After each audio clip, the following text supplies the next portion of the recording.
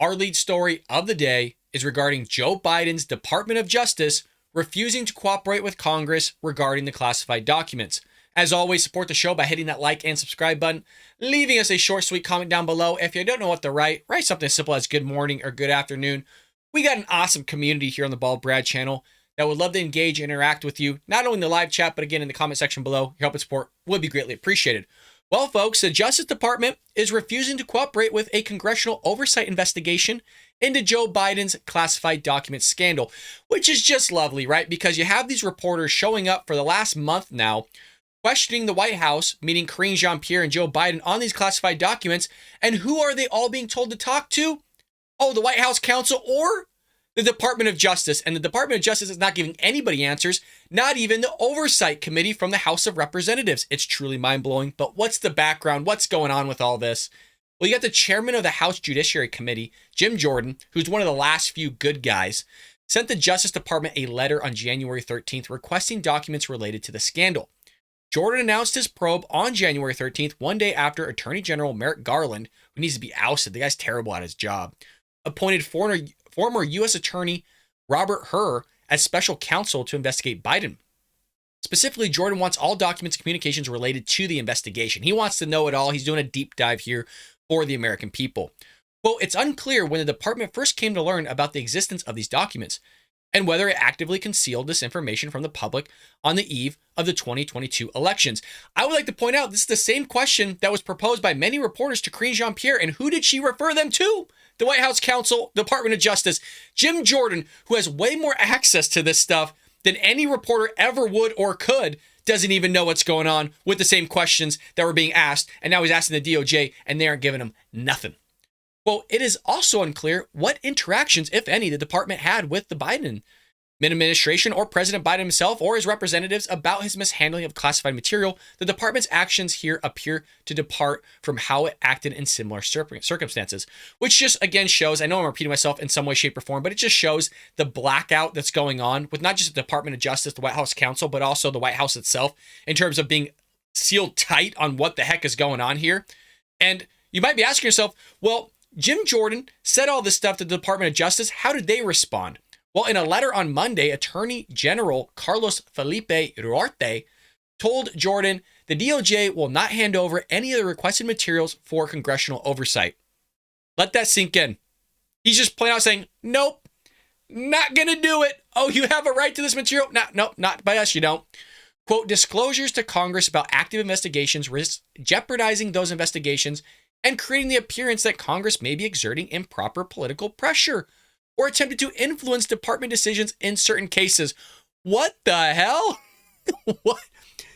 He's allowed to look into this stuff. That is literally his clearance. And they're going, well, you might exert improper political pressure on us, right? You might bring the full weight of the government down on us. What? I mean, you guys, this is pretty astonishing. I'm not saying it hasn't happened before. Actually, it's happened many of times, but it's just ridiculous. And you see the political kind of components of the branches of governments fighting with one another when, again, one branch has oversight over another to look into this type of stuff, and the other branch is saying basically no. Quote, judgments about whether and how to pursue a matter are and must remain the exclusive responsibility of the department, he asserted. To divulge information related to the DOJ's ongoing special counsel investigation would, according to Duarte, violate long-standing policy. Disclosing non-public information about ongoing investigations could violate statutory requirements or court orders, reveal roadmaps and our investigations, and interfere with the department's ability to gather facts, interview witnesses, and bring criminal prosecutions where warranted. Again, this isn't talking about sending information to the public. This is talking about a oversight committee from the House of Representatives that's job is to do investigations and kind of look under the hood on things. And they're just basically, again, saying no. It's happened before. It happened when Trey Gowdy, I believe, was the chairman of the Oversight Committee. It's happened when Jason Chaffetz of Utah was the chairman of the Oversight Committee. I mean, it's happened to many people. It's just frustrating that we're trying to get answers on this whole thing that's been going on for months, that was kept under the radar of literally everybody until it broke out. You know, we still aren't getting answers here. You can't get answers from the White House. The White House is telling people to go to the White House counsel. The White House counsel's not giving the answers, so they're telling them from the White House counsel to go to the DOJ. Then they go to the DOJ and they're not getting the answers. The DOJ says you need to go to the White House counsel. The White House counsel says you need to go back to the DOJ. The DOJ says you need to go to the White House. The White House, you see what's going on here with this craziness? And that's just for reporters. And the same thing here's happening to Jim Jordan. Well, Jim Jordan stepped in after that response from the Justice Department. He says, Russell Dye, a spokesman for Jordan, said the decision indicates the DOJ is playing politics, which is iterating basically what I just said between the branches. It's concerning, to say the least, that the department is more interested in playing politics than cooperating. Not wrong. Meanwhile, Jordan disclosed last week that he was definitely looking at asking for documents via subpoena, but said at the time he was only considering it. Perhaps the DOJ's refusal here to cooperate with his investigation has made that decision a lot more clear. We'll have to see what goes on with it. But look, I wanted to give you more information. I said I'd keep you updated in terms of what's going on with this whole debacle. And basically, it makes you wonder if the DOJ is sitting there kind of covering for Joe Biden in some way, shape, or form, or it's not a nothing burger and there's something really big brewing here that's about to come out. And I'm kind of leaning more towards that latter direction of there's really something going on here, because Karine Jean-Pierre is really distancing herself from this whole thing. She's even been asked by reporters, and we didn't necessarily cover it here on the Bald Brad Show. I'm not going to show you every single clip from the briefing. I don't want to waste your time with it. But there were and have been reporters that have asked her questions about her asking the president regarding classified documents multiple times, actually, and she has not even talked to the guy about this stuff.